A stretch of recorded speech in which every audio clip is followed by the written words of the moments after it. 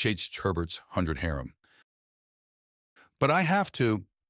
It's your lunch. You're off the fucking clock for the next hour and a half. And if I see you near a hot zone that didn't appear under your feet, then there's going to be trouble. The current leader, whose chosen code name is simply 8, tells Herbert, and he sighs. He won't be in the command position for at least 12 hours, and until then is a field agent. Just get going, 8 says, and he sighs before checking his communicator. I will shoot that thing out of your grip if that's work. I'm checking my wife's schedules. A family meal sounds amazing right now. It does. Get going. 8 tells him and he nods.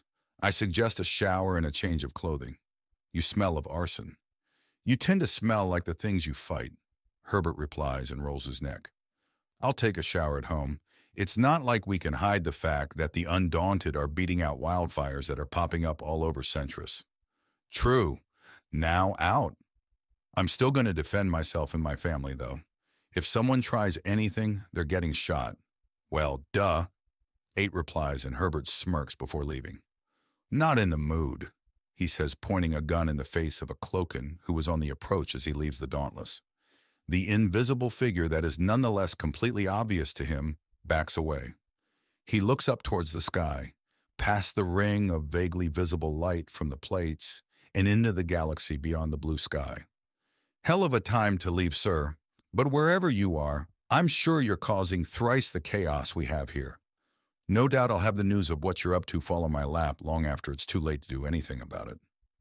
Many, many, many light years away, a very handsome man with a chiseled jaw and short but feathered dark hair thanks his waitress with a smile and sends the woman off in a daydream as he browses the options on his newly received menu.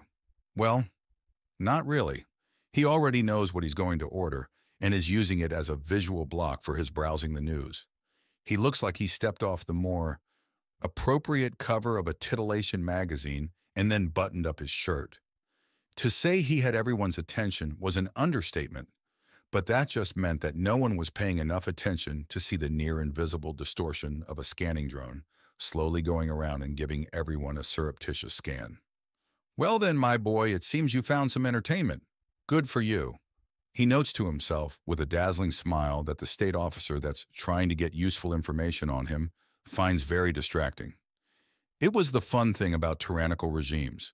They rarely employed true competence, and as such, it was very easy to subvert them. Herbert hums as he walks into the kitchen, freshly scrubbed, newly dressed, and therefore in more business casual. He buttons up the last button on his vest and casually steps over an attempt to trip him, and then does a bit of quick footwork to scoop up and launch a purritz at the woman in question, all without even looking at her. There's a squeal of surprise, and he laughs. Sorry, Mirara. I'm a little on the alert side today. You're always on the alert side, Mirara protests.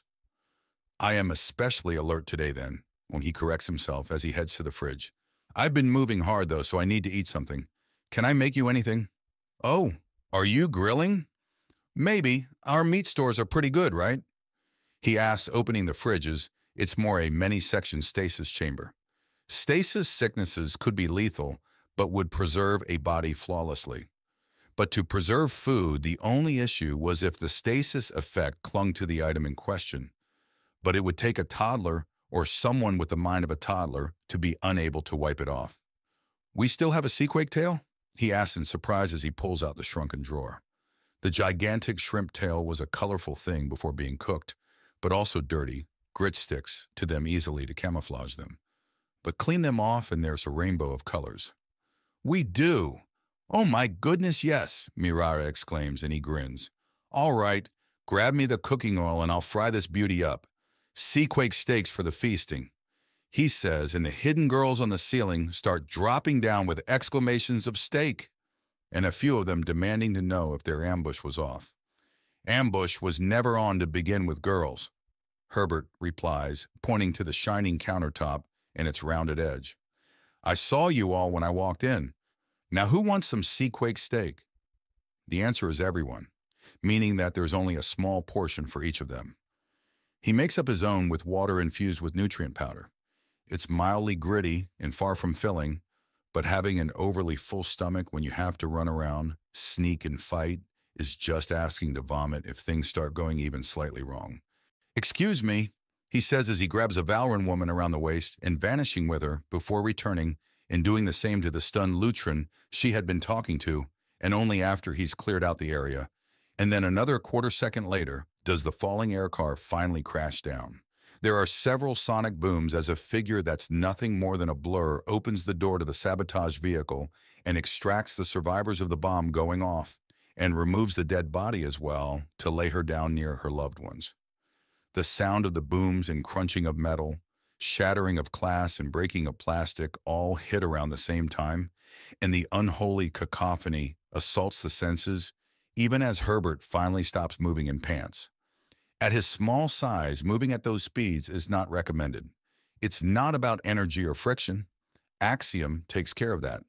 But whenever he's fully phased in, he's so small that the resistance of the relatively still air pushes down on his chest and stomach like being trapped in a vice grip.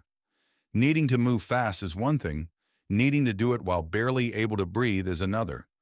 He needs more inflexible armor on his front, or armor that can harden to stop things from pressing down on his chest or stomach.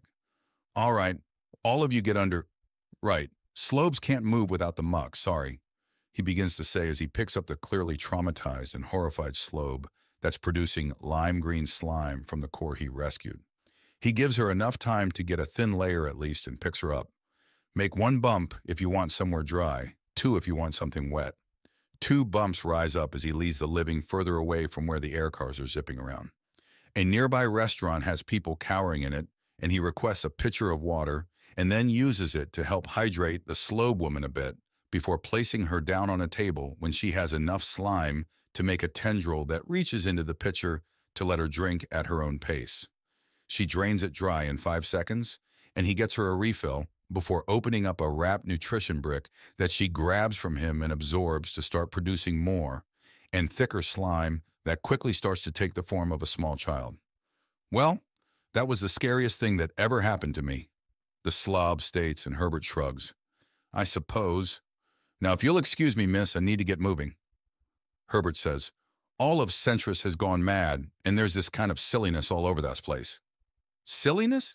I just tore your vital organs out of your body and you're getting better after a drink and a snack. That's freaking weird, Herbert says in his, oh gosh, the galaxy is so weird, routine to engage people and get them thinking again and past any sense of shock. Anyways, gotta go. You girls be safe now, he says before rushing off and after another hot zone. You stupid cops just don't know when to stop, the woman screams as she hurls the car straight at them. Something impacts it from the side and it crunches into a space the size of a marble while venting raw energy out the top or bottom before detonating in a shower of thin, tiny effects. Love this thing, a broad-shouldered man riding a war-formed Takra says as he slots another round into his strange gun. But Miss Lady here won't love what comes next for that stunt, a tiny voice says from behind her, and she turns to look and only gets a glimpse of an itty-bitty little figure of a boy that she somehow hadn't sensed balancing on the ridge of her tail. Then the Horga is knocked right the hell out, and the local police busy themselves in arresting her despite the cells already being cartoonishly full. Today just isn't going to end anytime soon, is it? Chunk asks, and Herbert shakes his head before tossing him further ammunition for his caster gun. No, it's not. Best of luck, His communicator goes off again and he looks at it. Huh, that's a self-sorting problem. What is? Some idiot is in the middle of the former council building and is threatening to blow herself up if they go through their plans to demolish it. With explosives, Herbert says. Legally, she has to be stopped. But it's really tempting not to, Herbert says before taking a breath. All right, I'm off. I'd tell you to kick ass, but there's just so many right now, Cenk says in a dramatic tone. I know, right? Herbert asked before teleporting away. Everything was falling, but nothing was landing. Something had happened to the stabilizers, and there was sabotage in the plate. They were falling, and not only would the vast majority of the residents die, but the sheer damage it would cause to the nearby spires would. The world shifts as something grabs onto the axiom and makes it obey. Gravity is back, everyone hits the ground, and not even the most delicate of glass structures are so much as scuffed. Something is here. Something is not amused in whatever that something is. It's just saved billions of lives. Reality twists and suddenly a gigantic Nagasha is there. A royal hood flaring out and a stern outfit covers her up. It's nothing less than the Tritite lady, and under her immense will the entire plate floats back into position. A few moments later, a tiny human appears next to her. "Backup's restored, ma'am. Main engines are coming online and the damage is contained. Thank you for the assistance," the adorable little man says, and she nods. Then reality itself warps in front of her, and she slithers through to return order to this chaotic world. "Damn, they really are the big girls on campus," Herbert notes to himself before looking to his audience. "And yeah, you just literally found God. God damn." Then he's gone as well as she's just left staring there. The problem with breaks is that if you're in the flow, it breaks just that. And when they're mandated for mental health purposes, you don't get to just ignore them. Even though being forced to sit still while everything was still going completely berserk around you was exactly the kind of thing to drive people insane. The system still needed work and was erring on the side of doing everything it could to stop the undaunted from going mad, which, while a nice thing to do, was not the kind of thing needed in the middle of a planetary scale borderline rebellion. So he's trying to center himself a little more and is sitting on top of the Dauntless and takes a few deep breaths before leaning to the side and then flipping off whoever sent that at him even as it deflects off the hull. The next 4 seconds are very fast, and while his forward charge is ill-advised, it's just a distraction as it's an illusion as he approaches from the side, while the opposing force tries to get a beat on him. "Hello, stupid," he says as he grabs their gun and drop-kicks the woman in the face before turning around and breaking the weapon against them as he baseball swings it to slam her into the far wall. "Fun," he notes as she charges with a large tritite knife,